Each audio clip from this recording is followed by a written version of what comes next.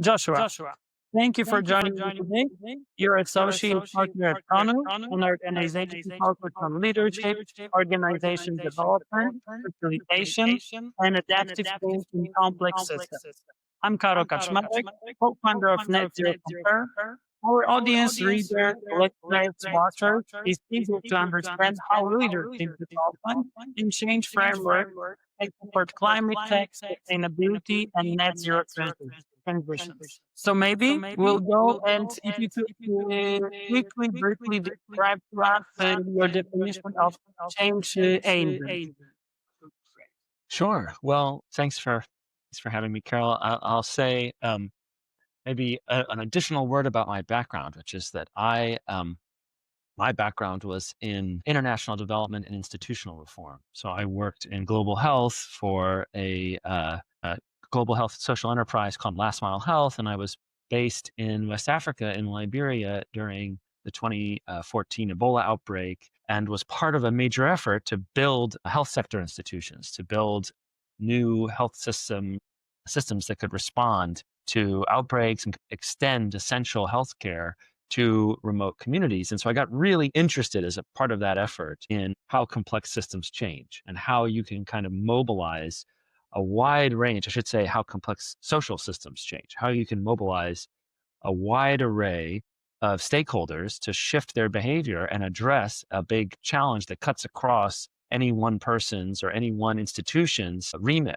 or mandate. And so that was the background that got me interested in the work that KONU does in leadership development and building the capacity to mobilize systems change through leadership practice and through how individuals engage with the stakeholders that they work with. And so that's kind of that starts to get into our definition of a change agent. We're looking at KONU to partner with organizations or individuals who are facing complexity and have a mission, have a purpose that they are trying to advance in the world. And, when we say complexity, we're talking about a diverse array of agendas, power structures, competing priorities, which is really what characterizes almost every sector in the modern world, right? We're constantly, as we try to make progress on the more complex and deeply held change goals, including on climate, we find that complex systems get in the way, the kind of complexity of competing agendas. So when we say change agents, we're talking about anybody who's facing that, anybody who feels stuck,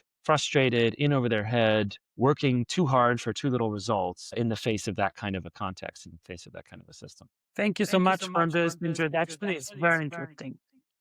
I would like to talk with you about KONU's unique value proposition because KONU positions itself around adaptive leadership, system change, and developing change changes.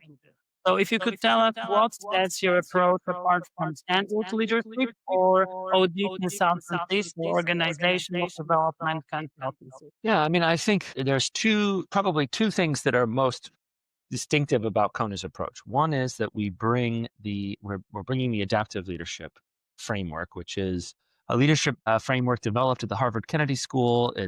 It's built to support, exactly as I described, people who are facing complexity and trying to make progress. And it's a resource for thinking across boundaries, across the limits of your own role, and seeing the broader system of stakeholders and how to make progress. It's a form of leadership that believes really profoundly that anybody can practice leadership. You don't have to be the person in charge. You don't have to have all of the power in the system to mobilize change. And so it can be a really revolutionary tool for exactly the kinds of contexts that we're talking about, where people are facing a challenge or people are trying to scale up a solution and they don't have all the power and they're working against competing agendas. So that's one element of our approach, is just bringing this really powerful framework for mobilizing change. It's a framework, I'll say, that has mostly stayed in the classroom. Like, it's very impactful for people who go through the program at Harvard or who are part of other kind of academic programs that teach adaptive leadership. KONU has done a lot of work to make it a applicable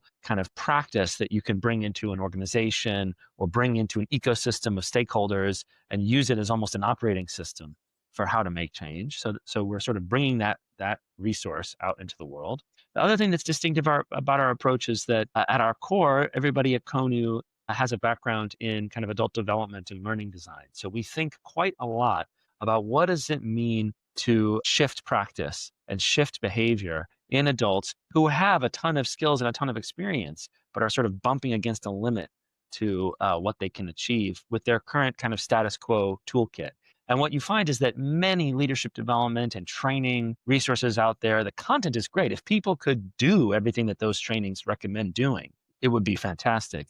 But often the learning design is really lacking. And what you see as a consequence of that is that people sort of have a great training and leave without much change. And what kind of stands out about KONU's approach is that we have models for embedding the learning in people's own work. So getting people to try out what they're learning on their live challenges right away. So there's no kind of space between the quote unquote classroom and the kind of workspace. They're kind of integrated. And also the design is just meant to give people a lot of space to unpack their assumptions and to take the time to really learn instead of just sort of like getting a TED talk and then going back to work. Exactly. Thank you for so much for clarifying that distinction. Right now, let's move to working with climate and sustainability sector. So, how do you tailor change and leadership programs from climate tech or sustainability organizations versus, let's say, more traditional business? One of the key ways that we tailor our work, I'll say, is by thinking about the sort of level of abstraction of the system. And what we found is that many folks in business, when we ask them, what challenges, leadership challenges keep you up at night? Their answers are very close to home. It's sort of my boss or this other department in my organization, or it's a very kind of like a micro system that they are trying to make progress in. They're just trying to improve performance of their division and one of the first things that we've noticed as we've worked with organizations in the climate and sustainability space is that they have a big stakeholder ecosystem to navigate, that the range of partners in kind of like regulatory partners, other industry partners, financing sources, like they are working with a complex ecosystem. And so we do a lot of more work when we're working in that space to map those stakeholders and to sort of like create a better understanding of the stakeholder field and the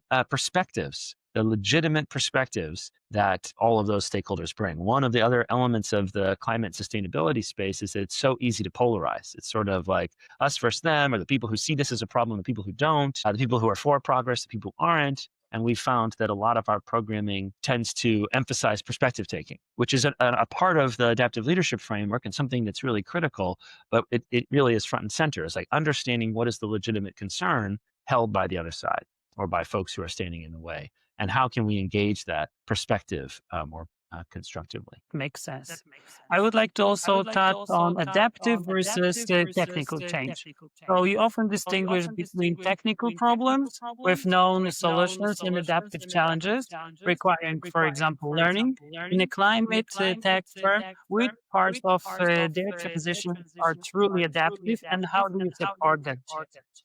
Gosh, I mean, almost as soon as we start looking at building the mechanisms for scale, in the climate and the transition space, scaling any kind of solution or even make like sort of implementing regulatory regimes and shifts in stance that will make it possible to scale in that space, you are inherently triggering a bunch of value trade-offs and behavior shifts, kind of institutional shifts.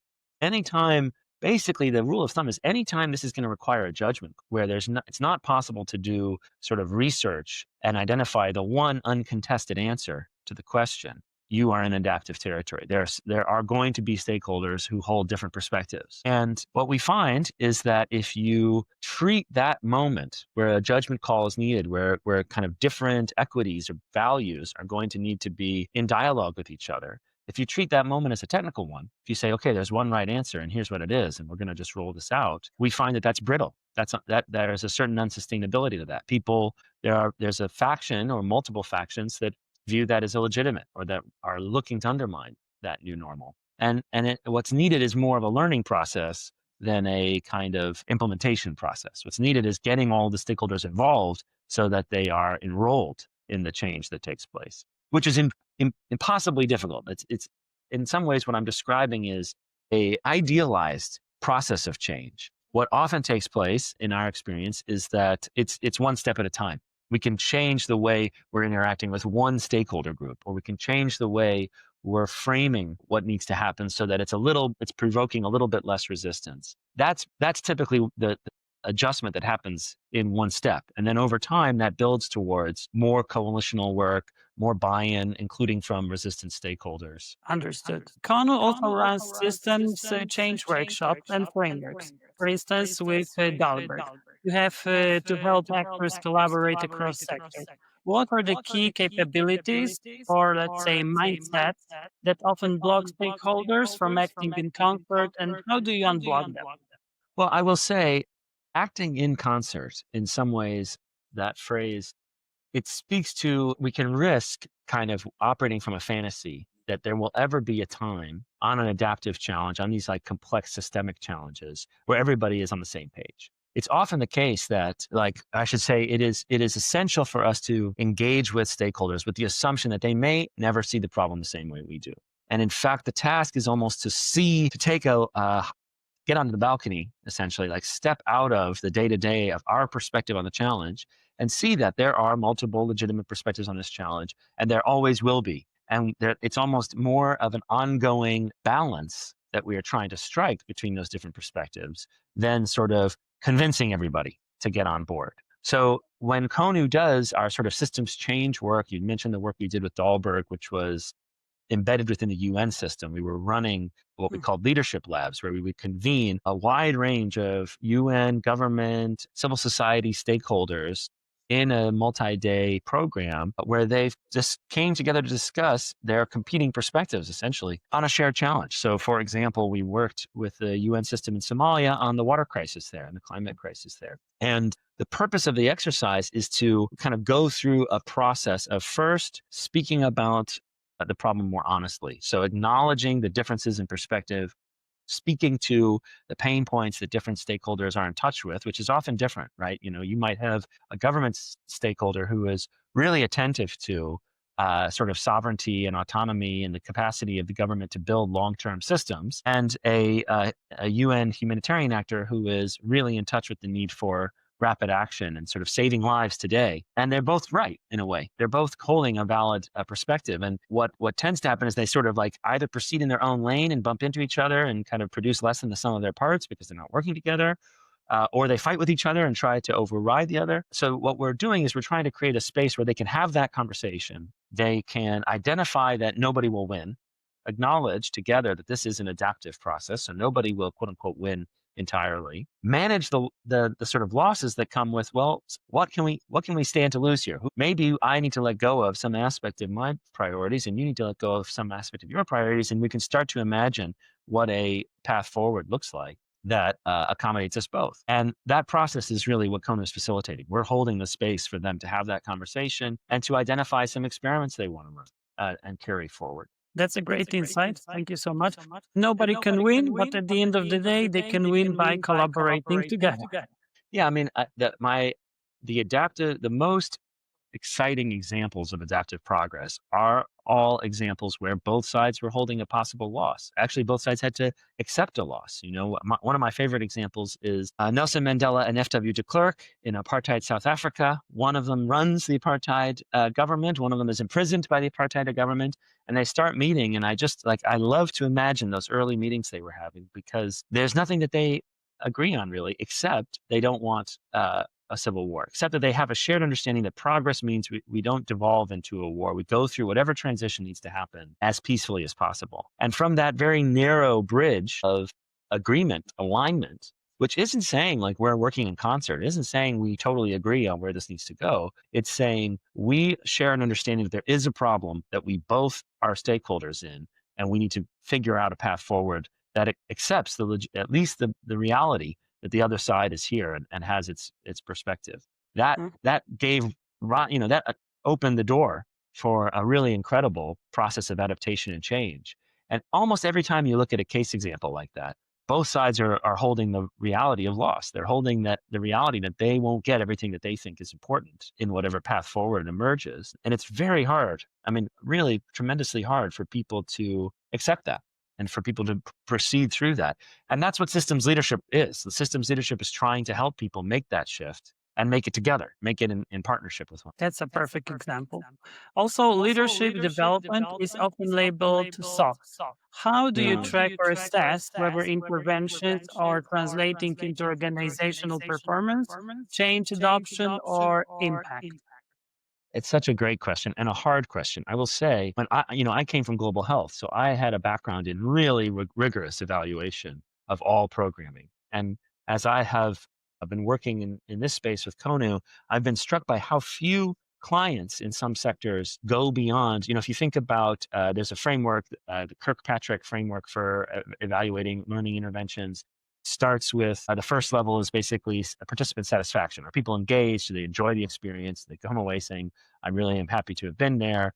The second stage, kind of foundational stage, is learning. Level 2 is learning. Did they come away having learned new things? The third stage is sort of behavior. Are they changing the way that they show up to their work? And the fourth stage is kind of systems results, outcomes. So is there a shift in how the system is kind of producing outputs, or the quality, or kind of any kind of material shift as a result of the intervention? I will say, in the leadership, one of the reasons why the leadership development space is considered so soft is most client systems are preoccupied with level 1. They want to make sure that everybody comes out saying this was a great training. We have done a lot of work to integrate into every program kind of an understanding of level 2. What are people taking away? Have they learned the framework? Have they learned the tools? Do they understand this kind of new way of looking at things? And then we work with some of our clients to do follow-up on behavior change and kind of how are people adopting the leadership competencies. So are they continuing to sort of push their solution when they encounter a difficult problem, or are they reaching out to stakeholders to kind of build a sense of everyone's perspective? Are they by default challenging other stakeholders, or do they have more of a learning orientation where they're trying to help everybody sort of through a learning process? Do they have an attention to losses? So we sort of built out tools for measuring how much stakeholders are adopting these new behaviors. I'll be honest, it's rare, again, that a client system, that the kind of organizations, nonprofits, corporates, kind of stakeholder ecosystems that we work with have the patience to do that level of evaluation. So we're often looking for hints and signs. We're looking for evidence kind of in what emerges. So I'll tell you, for example, in Somalia, over the course of the next year after the program we ran in Somalia, the group of stakeholders who started their sort of conversations and collaboration in the context of our program and had been struggling to build kind of an aligned approach to the water crisis, built a kind of $50 million program that was funded in a kind of pooled funding model that allowed all of these institutions to act in concert, to use your phrase, on that challenge. So, that's not a formalized evaluation. There's obviously a lot of factors that go into that development, but we're sort of looking for those signs that progress was unlocked, that people shifted the way they were working together. So, at the end of the day, I think that it's not possible to measure it at every step, but at least you can see the outreach, and at the end of the day, the outcome. Yeah, it may be possible, but it's resource intensive. It's Mhm. resource and time intensive to confirm it kind of empirically. The only other example I will say, we are working with a organization. We worked with the Hong Kong Jockey Club, which finances sort of like civil society organizations in Hong Kong, and we have participated in a leadership development program, fellowship program that they run with social entrepreneurs, and they conducted an RCT for this intervention of adaptive leadership and systems leadership for these social entrepreneurs, and found that there was a substantial difference in their capacity to mobilize innovation within their organizations and within their systems as a result of the intervention. So in certain instances where the resources are being devoted to kind of assess this, that's where we see evidence of impact. Maybe one last thing I'll say is that the adaptive leadership framework and the adult development kind of intervention methodologies, let's say, that we use in our workshops, those are validated. Those have kind of come from quite a bit of academic study that show impact. And so in a sense, we're also counting on the fact that by bringing these proven, these kind of approaches and techniques and frameworks that have been proven in the academic context, bringing them into organizational settings, we're leaning on the fact that this is proven methodology. Thank you so much. Now, something that I'm always very interested about, scaling. So scaling capacity versus dilution. As you grow Kaunu's reach geographically or in sector, how do you guard against dilution of impact, instructor variability, or losing the signal amid scaling? Gosh, it's a great question. And I will say we are a slow scale business.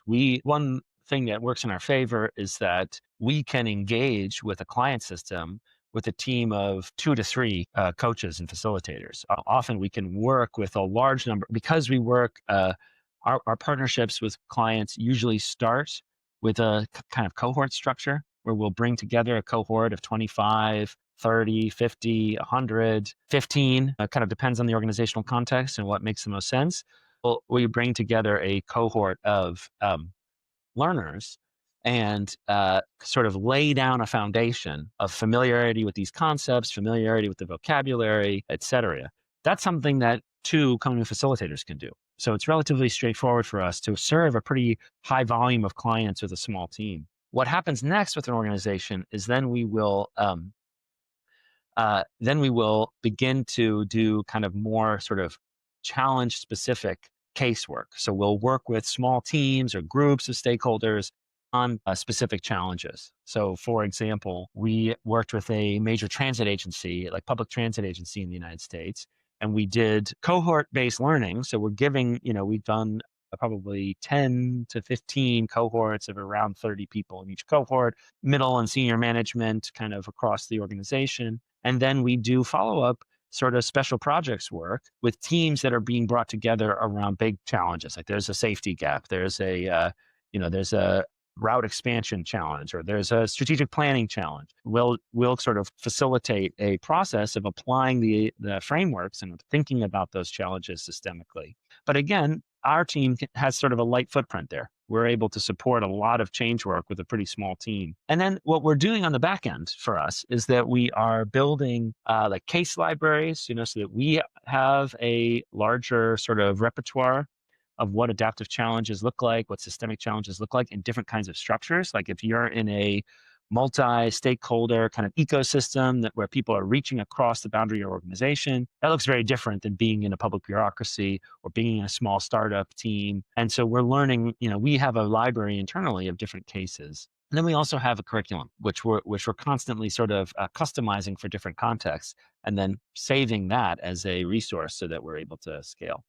So, but in terms of the kind of core infrastructure of coaches and facilitators, that goes slow for exactly the reasons you described. Like it is important to us that everybody on our team is able to hold a really deep learning process with a client system. And it takes time to find people and train them in that kind of methodology. And just to clarify, because you mentioned that you are grouping teams of people into cohorts, so you're working separately with cohorts. Are you referring to people of the same age, or you're grouping them based on different characteristics?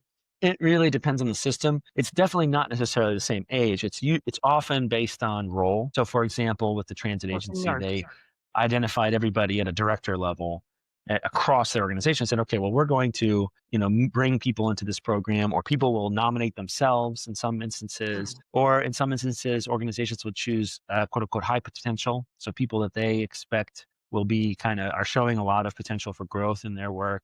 And they want to make sure those folks are equipped with a shared language and a shared way of thinking about challenges. Or in other cases, is like as was the case with the UN interventions that we did with Dahlberg, those programs really looked at who's relevant to this challenge, who has a stake that because of their organization they work for, their area of expertise that we want to have in the room. And so the cohort was varied in all kinds of like personal elements of people's personal background, but everybody had a stake and conversation to, on that issue. As I can imagine, working with organizations trying to shift culture or adopt net zero goals often meets resistance or fatigue. So, if you could tell us what strategies or design patterns help you keep momentum and manage push.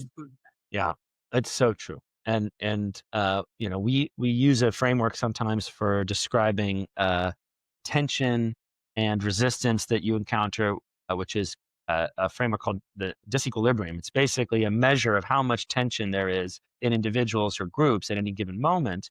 And borrowing from some kind of like psychological frameworks, like basically I break disequilibrium into three different zones. There's a comfort zone where the heat is not too high, where people feel there's no need to change the status quo. There's a panic zone where the heat is too high and people are overwhelmed, want to return to status quo, or are kind of are not in a position to learn or change because they just want to get back to safety. And there's this middle zone of learning. And that level, that kind of what's needed to actually change behavior and actually change mindsets is a certain amount of discomfort, is a certain amount of challenge in a sense that there's something wrong or that things aren't adding up. Well, staying in the learning zone all the time is unsustainable, actually. Most systems, most learners, most participants, most coaches we work with, they can't stay at that level of heat all the time. And it's especially challenging because they are often operating in their day-to-day work actually in the panic zone. They're actually so overwhelmed. Many systems that we work with, many senior leaders that we work with are at a state of overwhelm that is triggering, that is overwhelming, that is burning them out. And so we blend a lot of conceptual work, a lot of applied work that's meant to kind of drive learning. We blend that with a lot of slow down and call and take a deep breath kind of stuff. Our workshops, our interventions, our coaching sessions, every step of the way, we're inviting people to breathe, to kind of connect with their body, to create some space. We are often making moves that try to lower the heat for people because people are a little bit overwhelmed. And change and learning, as you said, generates fatigue. It generates resistance. So giving people space to give voice to their losses, give voice to the pain that they're experiencing, the overwhelm, kind of ground in what's meaningful. One of the other tools we use a lot when we're dealing with the change processes is purpose, inviting people to connect with what is most important to them. One of the questions we start almost every workshop with is a check-in on what do you find most meaningful about your work? And it's amazing, even with people who are very senior, people who are very experienced, who kind of look at us and say, wow, what do I have to learn from these outsiders? Just asking them, what do you find most meaningful about your work? And what do you find most challenging? Provokes a lot of kind of deep reflection and slows them down because people often don't give themselves a lot of time to think about their work at that level on a day-to-day basis. And even just putting them in touch with that generates a bunch of energy for the change process and kind of keeps people in the game. I always say that it's good to challenge yourself every day, step by step, obviously, baby steps. I Now, mean, yeah. yeah, sorry. No, I was going to say, and then give yourself some comfort every day. Give yourself Yes, a little break every day as to well. strike a balance, exactly. Now, I would like to switch to leadership, inner work, and authenticity. So, Kanu's writing emphasizes concepts like integration, Mm. psychological safety, or bringing your full self to leadership. So, if you could tell us, how do you help leaders confront inner resistance or blind spots as they lead transformation? Yeah, absolutely. I will say on bringing your full self to leadership, I do want this kind of connects to the previous question. We really encourage and we work with a lot of clients who bring a ton of passion to their work, and I'll say in the sustainability and climate space, we see that a lot. People are profoundly committed to the work they're doing and to the change they're trying to achieve, and we want to really encourage people to sort of have their sails filled with that sense of purpose and that connection to their kind of deepest held values. And we also encourage people to see a distinction between the role they are playing in the system, the role of pursuing this change in the system, and their kind of like innermost self. And the reason we do that is because there's so much pressure and heat that is transmitted into and between roles in the system. There's so much pressure on people to deliver results. There's so much pressure to advance the values and the priorities of whatever faction or group you're part of. And if you left and somebody took that job for you, they would feel the same pressures. Those pressures are more related to the job itself than they are to you as an individual person. And they will burn you out if you're not able to get a little bit of distance. So it's just to say, yes, we encourage people to do a lot of internal work to sort of give themselves more freedom to exercise leadership, to address some of the limiting beliefs or patterns that are going to get in the way of their practice of leadership. And we encourage people to sometimes give themselves a little space from their practice of leadership to kind of step out of their role. But in terms of that inner work, let me try to address your question. As I say, we're sort of steeped in an adult development background, so we work quite a lot with some of the tools that come out of constructive developmental theory, especially the immunity to change framework, which is a framework for asking people to identify a change goal that they have, something that they want to change about their own internal system. I want to show up more assertively, or I want to take better care of my body, or I want to create more space for my colleagues to contribute. We asked, people usually have no trouble identifying something they would like to do better, a limiting behavior that they want to change in themselves. What people often don't realize is that there is, as much as there's a part of their brain that is 100% committed to making that change, there is another, maybe unconscious part of their brain that is 100% committed to not making that change, that has learned to behave in the way that you're currently behaving in order to protect you from something. So often people might say, I want to be more assertive, but then if they kind of go through the immunity change exercise is sort of an exercise that surfaces the competing narrative that is maybe unconscious, often unconscious, that says, if I let other people, if I'm assertive, I may hurt other people's feelings and they may reject me. And that might be a lesson that you learned a long time ago as a child, that if in an instance where you spoke up, you kind of hurt someone's feelings and they rejected you, your brain has sort of stored that lesson as an algorithm for when I'm in situations where that risk is present, I'm going to steer myself away from triggering that bad event. That kind of work, helping people see that these kind of lines of code or algorithms in their brain, which made sense at the time but are no longer relevant, need to be reworked, can be really powerful in unlocking more possibility in leadership. One of the things we talk about when we talk about systems leadership is that, and one of the things that makes adaptive leadership so radical in some ways is that it does not encourage any particular personality type or any particular way of communicating. You can be an introvert. You can be sort of score low on empathy. You can have all kinds of personality traits, that in our traditional model of leadership or the kind of like stereotypical paradigm of what a leader is, you might say, well, that's not a very conducive personality trait. In fact, when you frame leadership as about mobilizing the system to make progress on a challenge, so it's about the work, not about the person and the kind of specific gifts they bring, then any person with any kind of gifts can do that work. They can mobilize. If you ask a really great question, or if you illustrate a really provocative analysis that kind of triggers people's thinking, you may not be someone who loves to get up and give speeches, but you're actually exercising leadership.